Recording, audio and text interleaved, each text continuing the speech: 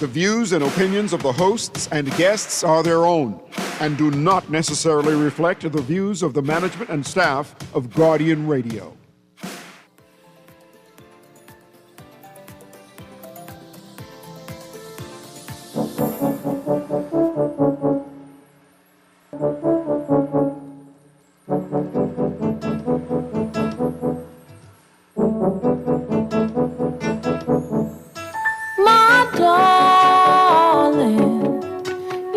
Something that I need, and I promise you know I'll never leave. And you tell me, oh girl, you're the one.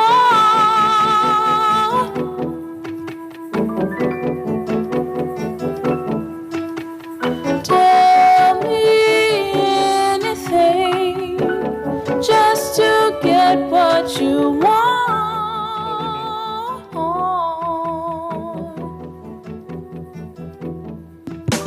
Good morning and welcome to Guardian Radio AM. Today is Thursday. Is it still Thursday or Friday yet? Is it Friday? It's Friday. It's Friday. Holiday coming. Yes, the holiday is Monday. Holiday weekend. Yes. The day is the 10th. Yeah, you know how you know a holiday coming? How you know holiday? It raining. Okay. You notice it rain every holiday weekend for the last 17 years? No. Possibly 25. I've been counting, Newry. I tend to not even know. The only day I get off is public holiday, and it rain every public holiday? I don't even know the days of the week no more because of how I work. I just show up. Don't touch my megaphone. No, don't leave that. You going through andropause? What's andropause? That's male version of menopause. This only for people going through the pause. I have diabetes. Well, you need one of these in case your sugar go up and you go down. So you could say, back up, I need backup. I never thought that there would be a need for me to go to the restroom every 30 minutes. Mm-hmm. Like, who would have thought that? I was active. Like, Older men. Older men. There's something, hey? Am I old? All of those, I didn't say old. I say older men could have told you to be prepared because it could happen. Perhaps. It is. Older men They're busy waiting on the line for the one porta potty at the shack. Yes. But let's cut all of that. Today we have a distinguished guest, Dr. Grace Turner, in studio, right? When we have royalty, historian type royalty, we calm down, we get sober in our speech, and then we evoke Bahamians to listen as we learn about the Bahamas, right? Learn about we self, right? I'm going to have Dr. Grace Turner give her credentials. Not that I do not know it, right? I want a listening audience to appreciate her for who she is, because our topic tends to range from here to there, and she goes in detail about the Bahamas. She's one of the premier historians. I think when people look at study people in the past, anthropologists, we got asked for that too, her exact thesis discipline. Let me stop. No, man. Welcome, Dr. Grace. Don't stop. This is good, man. Dr. Grace Turner, you go with all your academics and conclude. Give it like a brief summary of you, so Bahamian audience can appreciate you and herald you because you're here. Okay, thanks very much. Go ahead. Okay, all right. Thank you and good morning, and thank you for having me. It's always a pleasure to be here. So, in my academic and professional background, I started out in history.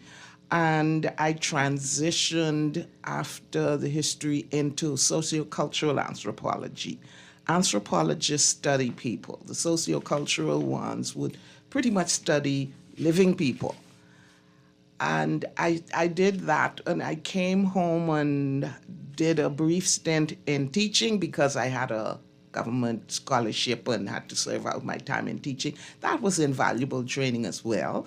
But when I left the Department of Archives and transitioned there into archaeology, in the United States, in North America, archaeologists are also considered anthropologists, but they're the ones who specialize in studying people of the past. And so I would describe myself now as an anthropological historian. And I appreciate that. And I invited you for a specific reason, but I want to deviate before we get to the actual talk. We're talking about honors and honoring Pompeii. That's the theme for the day. But going with her theme of her education and expertise, right? The Bahamas has been changing over the years, right? One set of people to the next set of people. That's why I'm going to mention immigrants here, right? There's a number of people who are terrified. See how I use the word? They are terrified that the Bahamas is going to be a different place in the next 10, 20 years. You, whose profession is to study the changing of people, the way how, or the history of the peoples of the Bahamas, right? When people mention that they are concerned that our lifestyle is changing, our history is changing, our people is changing, our culture is changing, is that something to be afraid of, one? Is that something to say, yes, it is true, we are definitely changing? And have you seen them to say, yes, we're changing, and this is how we're going to adapt? Like, I leave you to speak for a good 10 minutes on that, in terms of people scared, and should we be scared? Or this is part of life? It's a part of life.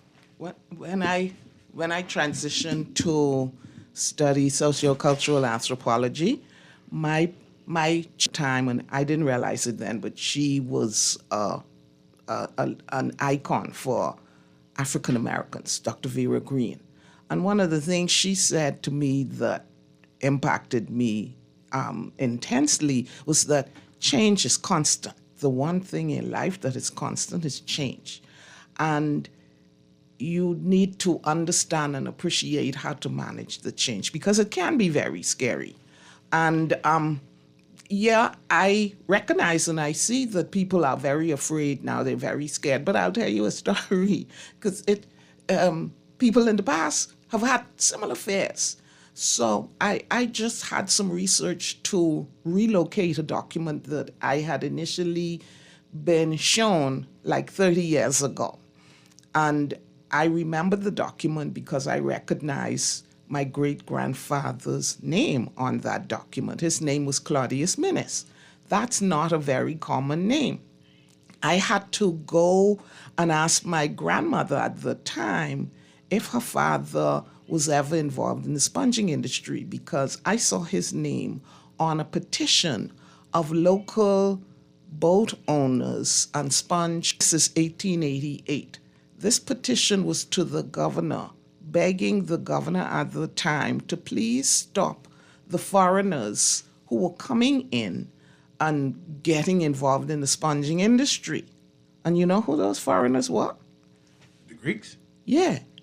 And the governor was reporting that a group of 25 Greek sponge fishermen had recently come to the Bahamas, and these local business people, and they included a range of people that caused me to know that the sponging industry, there of course were the big wealthy business people, but there were smaller operators like my great-grandfather and a number of other people in there.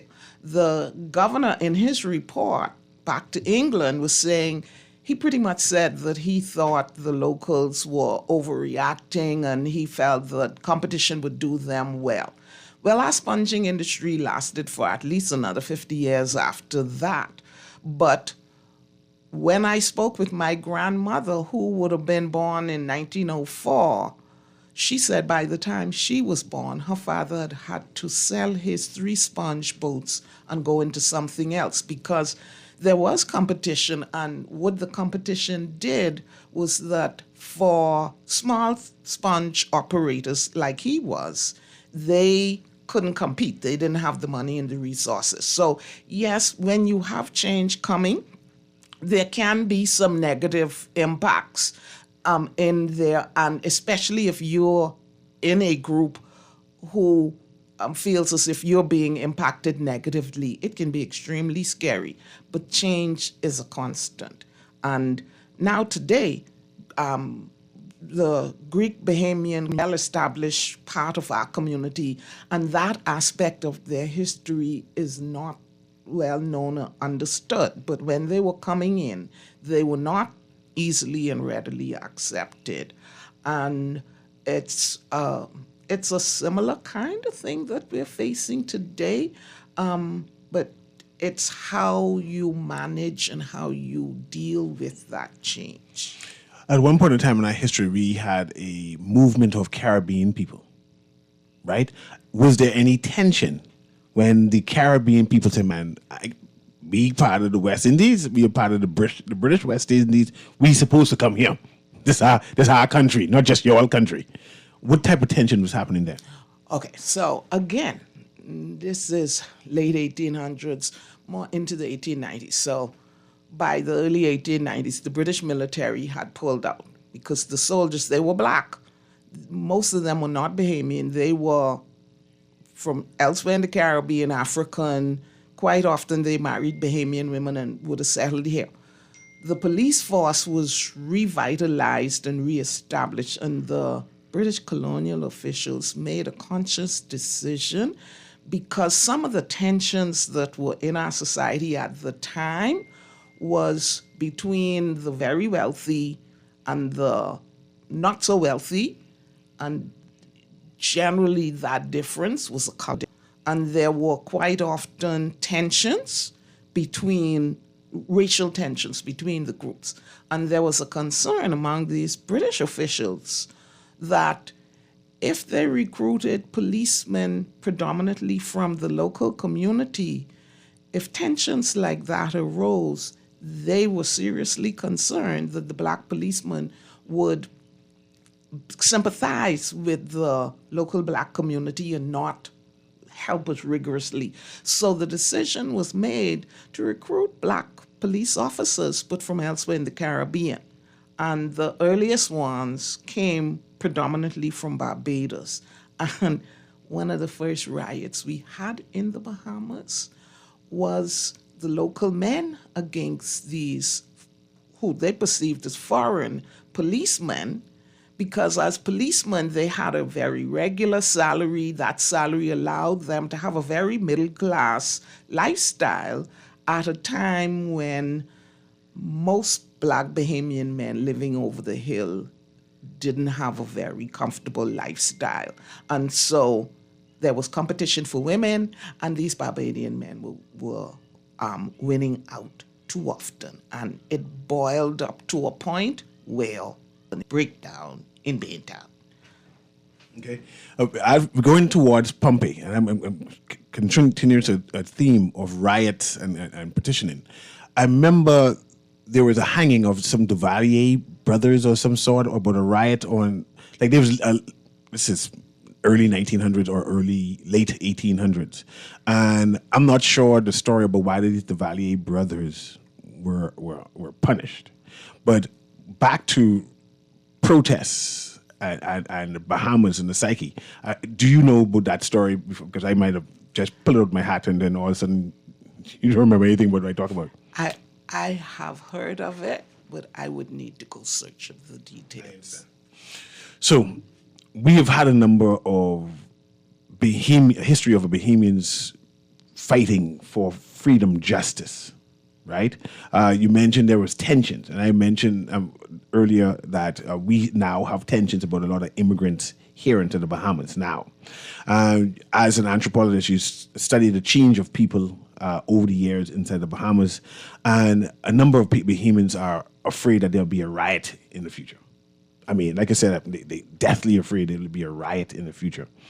How did the government at that time overcome such? And what would you recommend, or should we be doing right now to avoid such? Or is there really any real fear that a riot or anything will be happening in the future? I know it's a complicated question. Yeah.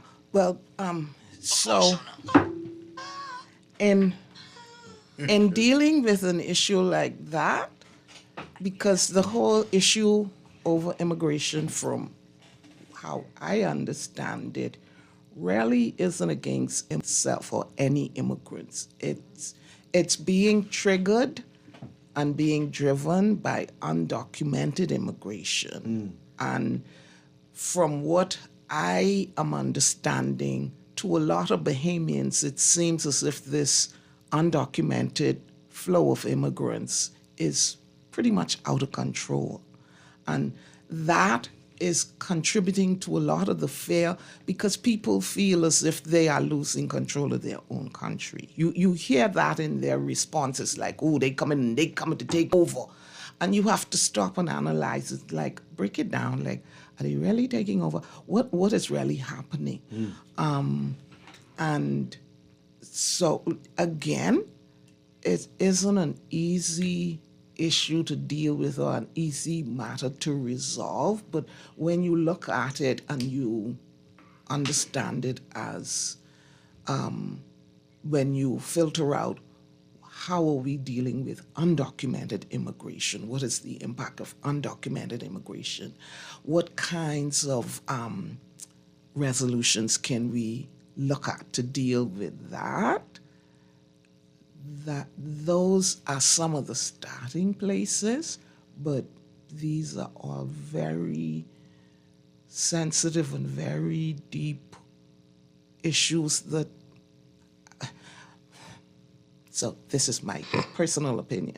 Quite often, they require of government political action, but quite often, different governments would prefer to transition that so that it's dealt with further down the road. And in the meantime, the community, the locals outside who do not have the authority to make those necessary changes, they go into a panic.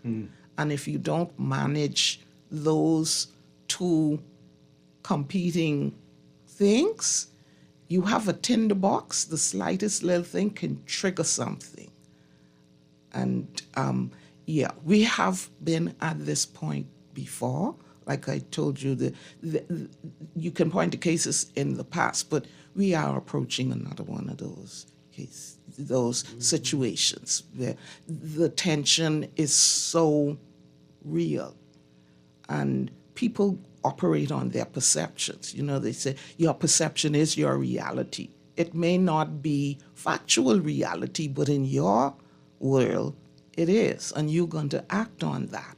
And if you are already feeling tense, you are feeling as if you control, you are seeing this overwhelming situation that you feel is not being dealt with adequately, if in your mind you come up with what you feel is a good solution for you, we're looking at some serious trouble. We're talking to Dr. Turner, who is a consultant at Antiquities, Monuments, and Museum Corporation of Bahamas. This is the second time that your organization has nominated an African to be a national hero. Before we had Kate. I'm going to add a last name to her because people just assume. Kate Moss, an African living in Great Hope Plantation near on Crooked Island. Crooked Island. Yeah, it's near a settlement. I'm blanking on the name. A number of Bahamians have been lobbying her to be recognized as a national hero. I think she's now, Erin, how many national heroes we have now? 5? She was the last one to be honored. Yes. So I think it's either 6 or 7, eh? 6 or 7, thereabouts, right? And now we're about to have one more. But I want to talk about Kate. Why was Kate chosen? Even though it's been lobbied for a while, why was Kate Moss chosen to be a national hero? And from there, I want to move on to why is Pompey being chosen as a national hero? And I want to go through the mechanism on how do you recommend, because we've had a number of Africans, early Bahamians, who have done some extraordinary things that is worth recognition. And we're not doing a stellar job of recognizing them.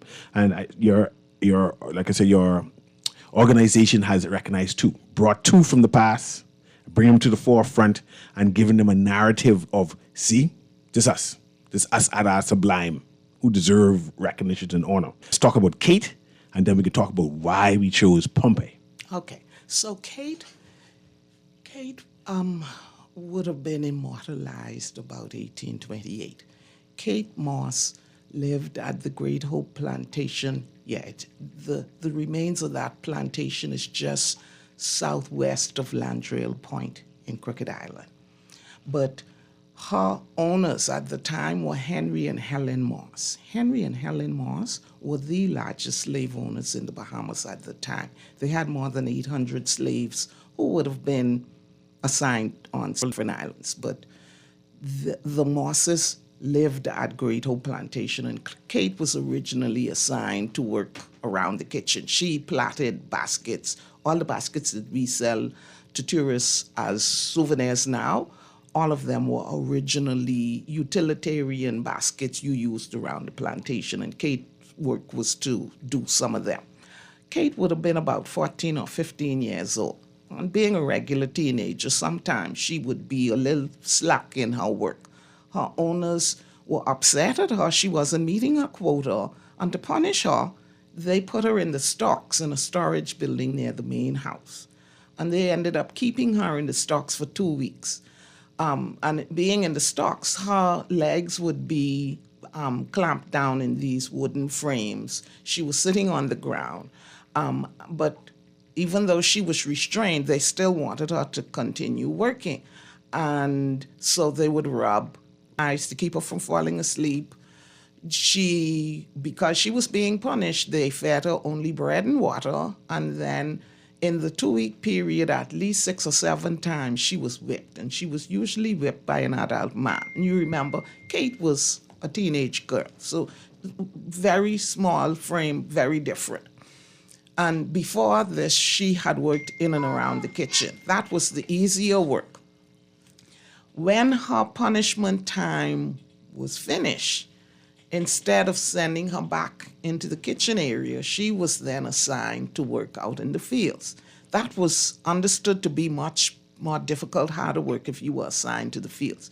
Because the gang who would have gone out to the fields, they would have gone out there before daybreak, because it's cooler. They would have had a brief time period to have lunch near midday, and near the end of the day, they would come back. Kate, after being restrained for 2 weeks, whipped constantly, being fed bread and water, she was sent to the fields where she hadn't worked before. So within hours, Kate was dead. And this is the late 1820s. By that time, laws had changed. Plantation owners could not simply punish any of their slaves to the point that they died from that punishment. And because of the status of her owners, their case went before the governor. And the governor at the time was the same governor who dealt with Pompey, Sir James Carmichael Smith. He was known and understood to be pro-abolitionist. So the wealthy white people did not like him. He convicted the owners of Kate of manslaughter, not the heavier charge of murder.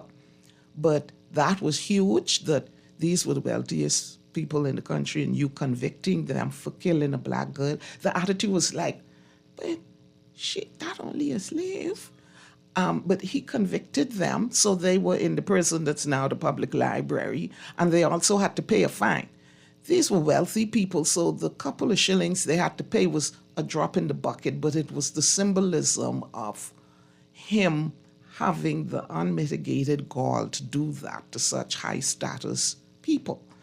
But the details of her case had to be sent to England. And I mentioned Governor Carmichael Smith was pro-abolition. Back in England, in Britain, there was a social movement that was lobbying to try and get the British Parliament to eventually end slavery. This movement had gotten the Parliament to agree to improve laws for the treatment of slaves. And so they were trying all they could to promote that cause. When the transcript of that case was sent to England, a copy of the transcript was sent to the London Abolition Society, and they published it as a pamphlet, and they named the pamphlet Poor Black Kate, because they used that pamphlet as a public education tool to inform the British public about the cruelties of slavery in the West Indies. Because the average British person, just like today, they may have heard about the West Indies, they knew about the wealth that could come out there, but they had no clue about what day-to-day life was like for an enslaved person there. So Kate's case, the harshness of it brought a sharp reality to a British public that was going along willy-nilly. So being selected to be a national hero. And that's why I want to go to Pompey and his award for this coming National Heroes Day. How are they selected and what is the process? Okay, so Kate was selected because Kate's case came up before Pompey's case. Kate died in 1828. So because she was earlier, and this was a time of high tension because of the activity of the abolitionist movement in London, news was going around that slavery might soon end in the British Empire. And black people were hearing that, enslaved black people were hearing that. So there were tensions around. This was a time like that. And the Bahamas, we have to be careful when we hear people say, oh, slavery wasn't as bad as, but you want to be enslaved? As a slave, you have no rights. Your punishment, you have no control over it. And so Kate's case was evidence that even though your day-to-day average work for the regular slave may not have been as harsh as it was in some other places, it still was harsh. It was not an easy road. So Kate was an earlier one in this move toward emancipation. Pompey comes up, and Pompey's case draws out even longer than Kate's. And Pompey becomes recognized. That's why the museum was named after him. Pompey was not executed.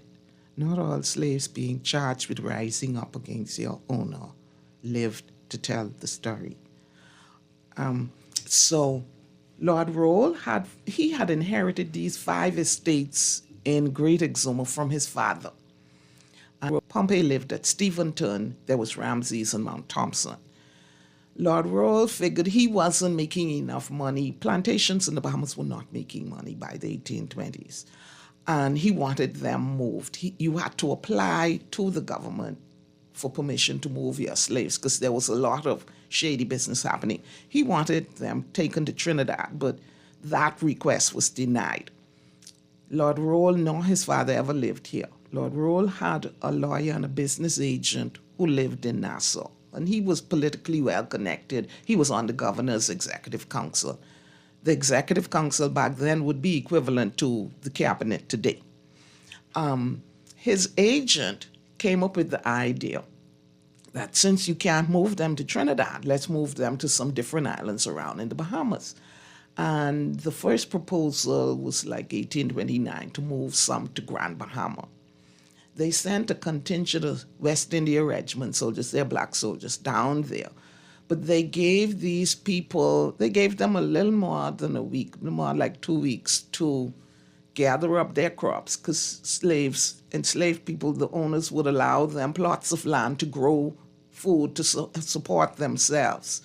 And some of them, because you could sell the extra to other people, so you could potentially have some little money. So some of them would have like chickens and hogs.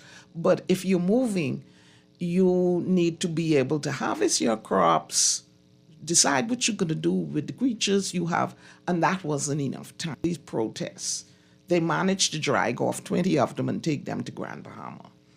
And they waited a bit. Then the agent came up with another idea that maybe we should take them to Cat Island. At that time, they used to call it St. Salvador. One of the hitches, though, was that if you were moving them to another island, you were supposed to own property on that island and they go into your property. But Lord Rolle did not own any property on that island. But the agent came up with a deal. He made a deal with a plantation owner down there where the slaves would be settled on his land and they would essentially work for him and they would pay him a fee. Another one of the planters ratted him out to the governor, but they knew the trouble they had the first time they went. So this time they figured they would be a bit more prepared. Number one, they gave them less time. They gave them about a week or a little more than a week. And the governor, they had to get the governor's permission because the governor had to authorize the soldiers down there. And they were reporting to the governor that they had word that these slaves were armed. But one of the reports said, yes, the slaves did have guns because Exuma is near Nassau, but near New Providence, but not exactly close. This is the early 1800s. There were a lot of wars around. There's Haiti nearby, Santo Domingo. Ships could pass by and attack you. And no telephone then. The boats ain't fast enough. So this was an attempt that in the event that there was any threat, these slaves could defend themselves, defend Lord Rhodes' property, because for those 5 plantations, there was just one overseer. So essentially, these slaves were living on their own and had been for some years. Well, it did not go over well with them that they had so little time to dispose of their stuff before they had to leave. And they protested, and a group of 44 of them went into the bush. And they stayed in the bush for a little more than a month, like 5-6 weeks, when they ran out of food. And some decided to go back to the plantation. But the 44, including Pompey, led by Pompey, decided they were coming to Nassau. Okay, we're going to take a quick commercial break right now. We're talking to Dr. Turner. Coming up this month, the government is going to be recognized Pompey. Does Pompey have a surname? He would be considered Pompey Road. Pompey Rule. They're going to be honoring him posthumously. I pronounce that right? Right? Posthumously. Posthumously. It's going to be a big thing, a big celebration. He's going to be like the 6th or the 7th national hero of the Bahamas for his contribution of a national dialogue or a national narrative of who we are as a people. We're also going to include some more stories about to be considered heroes, but we'll do that on the next side of the break. We'll be right back.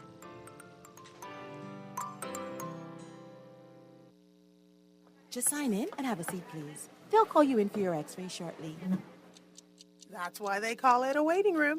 You won't have that problem at 4th Terrace Diagnostic Center or Imaging at Grosvenor.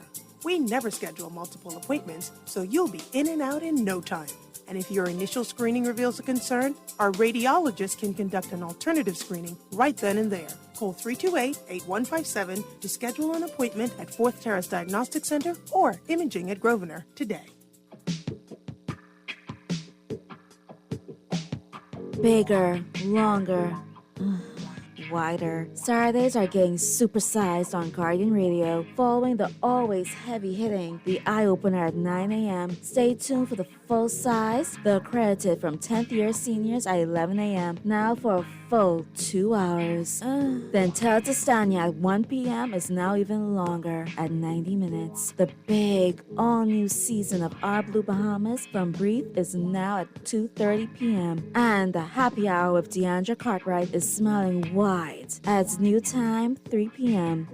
It's the new big Guardian Radio Saturdays on 96.9 FM or GuardianTalkRadio.com.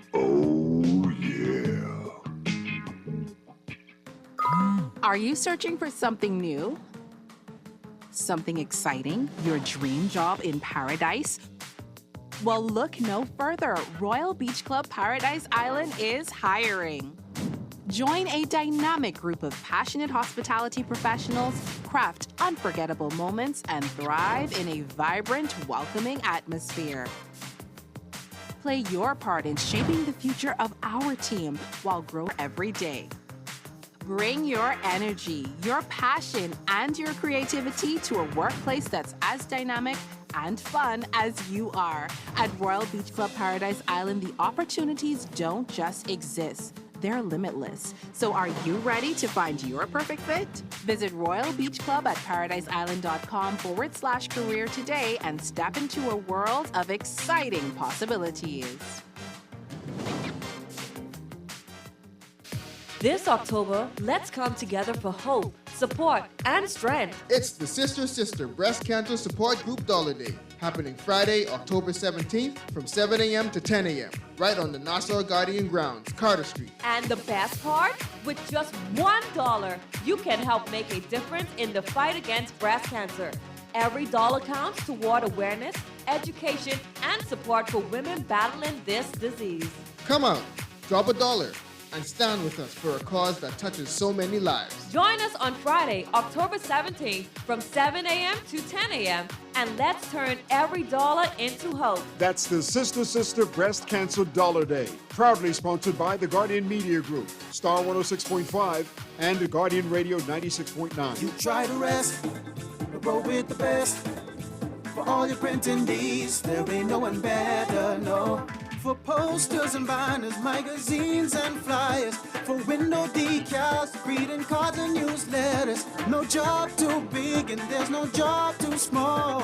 You name it, we can print it, just give us a call. Let Print Masters bring your masterpiece to life. Located in the Nassau Guardian Building, telephone 302-2361. Love the show? Want to give your support? Become a call 302-2300 for our rates and packages. That's 302-2300. Become a sponsor on Guardian Radio 96.9 FM. Fresh news, smart talk, all day.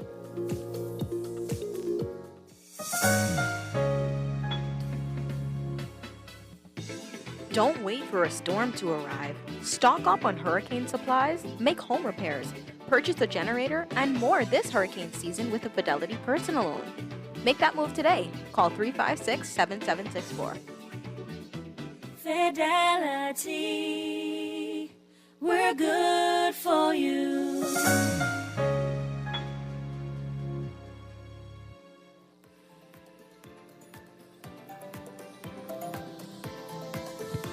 And welcome back to Guardian Radio AM. Of course, we're talking to Dr. Turner, who's given a narrative about Pompey. I had a narrative about Kate earlier.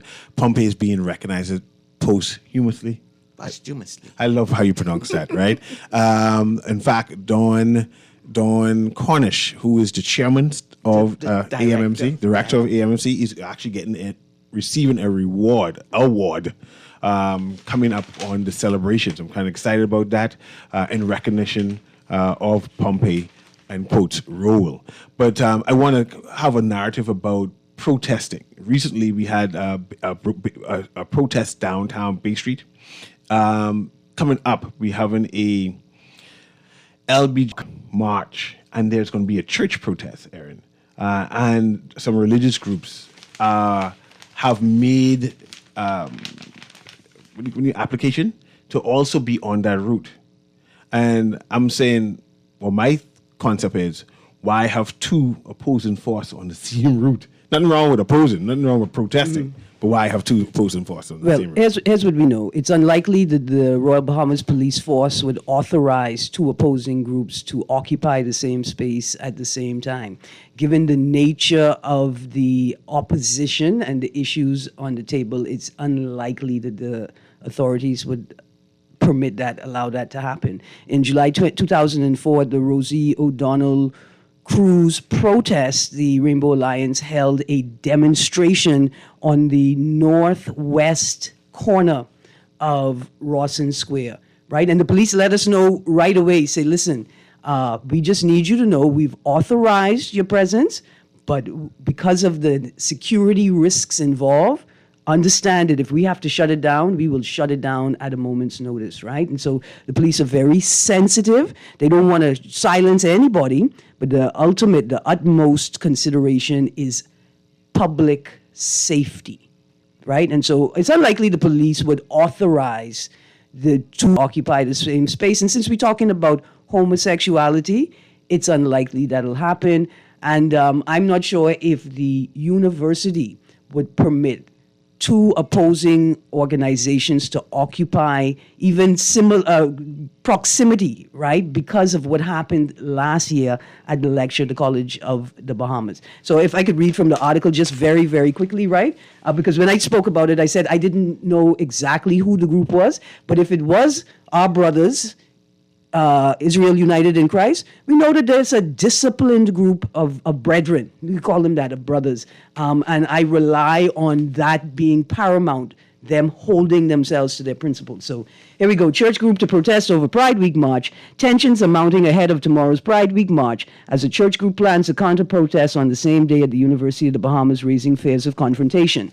The, quote, Human Rights March, close quotes, organized by members of the LGBTQ community and allied groups, is scheduled as a part of Pride Week activities. Organizers say the event is about equality and visibility, not sexual expression. But Churches United in Christ, that's the new designation, Churches United in Christ, led by prophetess, Pastor Dr. Patrice Smith, says it will also protest that day to, quote, stand up for what the Bible says, close quote. So let me just say, a march is not a protest. It's just a demonstration of visibility.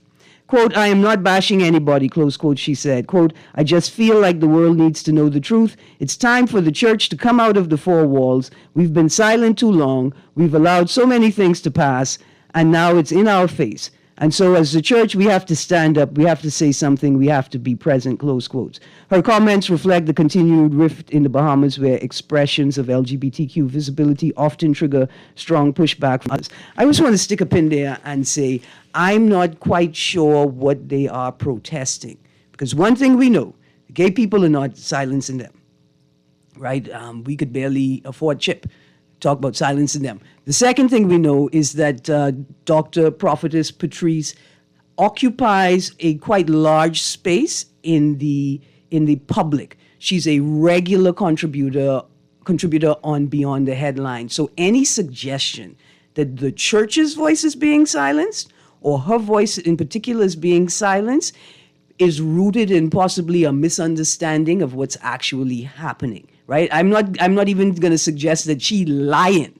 I think that where she is located, she may feel oppressed, but that's because she doesn't necessarily understand, doesn't have good spatial awareness, and realize that nobody in this country is shutting down the community. And Delton Fernandez's comments, which she initially opposed, right? Like when they came out, she didn't even come out on radio, on television, mad at the gay. She's mad at the Christian Council for not taking a stronger stance. But it's important to understand that when Delton Fernandez said, we're not going to interfere with this year's Pride activities, it's possible that he was referencing the fact that the behavior that they engaged in at last year's Pride activities could be defined as interfering, especially since the Chargé d'Affaires security team made the decision to remove them from the event early, and UB security staff made the decision to escort panelists out of the building. So just give it a frame of reference. Of course, they have the right to express their opinion, but I don't think anybody's silencing anybody. Okay. So we're going back to Dr. Turner in terms of our history of protesting,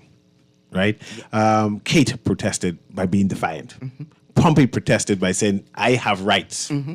I go into court and I'm going to fight it in the court because we have honored Kate, right? We're now honoring Pompey. How can you explain the process of how do we honor those people? Okay. Like what happens? Well, someone, and it's not from our organization, some private individual who feels passionate enough about it, they would write a justification. They would write a justification for their nomination and present it to the Office of the Governor General. And if it's accepted, they are notified. And that has been the process for both Kate and for Pompey, because quite often they would send us the historical information to verify or expand on. And once they're accepted, then the awards go out, and the Antiquities Corporation is wanting to use this opportunity to enhance Bahamians' understanding of who Pompey was, his whole role, because in the whole process of them coming to Nassau, well, of course, this boat full of black people coming in by themselves, and the agent was against them. They didn't realize that then, but the agent asked for them to be arrested and tried, but he made sure the trial happened quickly because the governor should have been notified, and the governor wasn't.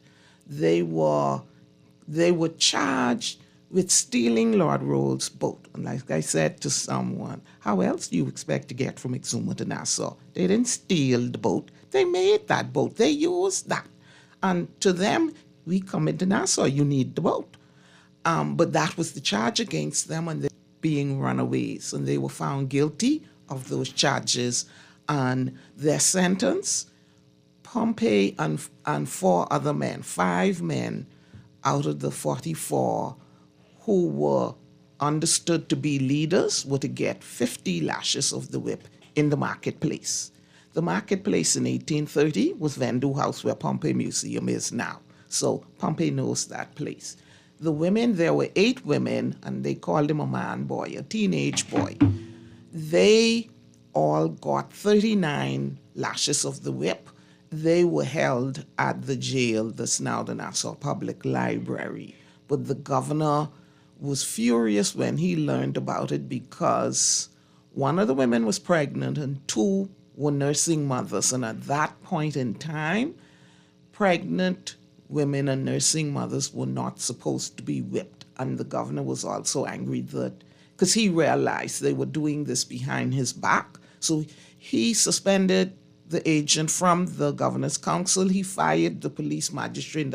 He fired all the magistrates who were involved in it, and there was a whole big thing. But he allowed Pompey and the other slaves to return to Exuma, because usually if you were tried and found guilty of being a runaway, any of those charges, if you were not executed, you were at least sold someplace else. And so once they returned to Exuma, they were recognized from 1830 as heroes because at least they were still alive. And by the end of the 1800s in Bahamian courts, because Lord Roll or his descendants ever came to the Bahamas, Bahamian courts recognized the rights of these descendants of former slaves to legally own the land that once belonged to Lord Roll. So now all of those 5 areas are now held as commonages for the descendants of those Roll slaves. Let's do some rapid questions. On the fort, West Bay Street, the cannons. The water battery. The water battery. What's happening with that? They are to be refurbished. There was some behind the scenes work because one of them, the traversing carriage, the big metal carriage that would allow them to shift, that was broken. That has to be repaired. The cannons themselves are to be sanded down, a primer put on and painted. Is there any timeline for that? Hopefully before the end of this year. Y'all need volunteers? At this point, I don't know yet. We have some commercial donors who are funding this refurbishment. There's someone who deals with welding and the heavy welding work, because a crane needs to lift them back and forth and all of that. So at this present time, the battery, the cannon, it's still there on the site? Yes. What about Columbus statue? Where is that? The main part of the statue should be on the grounds of the Ministry of Works.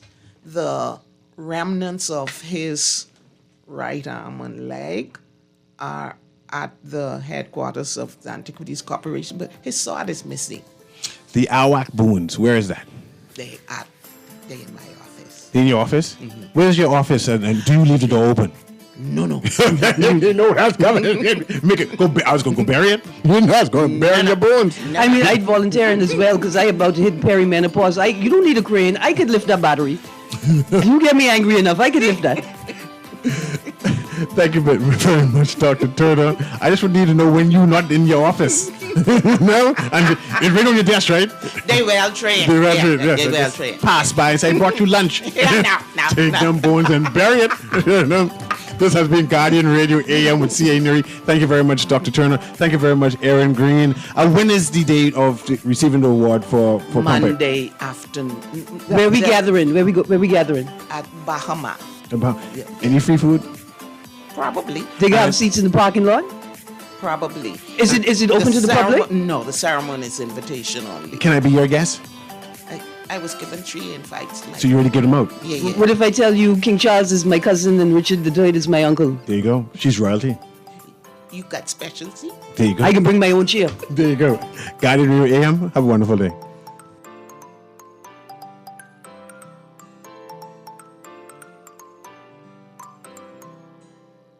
This is Guardian.9 FM, streaming on GuardianTalkRadio.com and the Guardian Radio app, Nassau, Bahamas.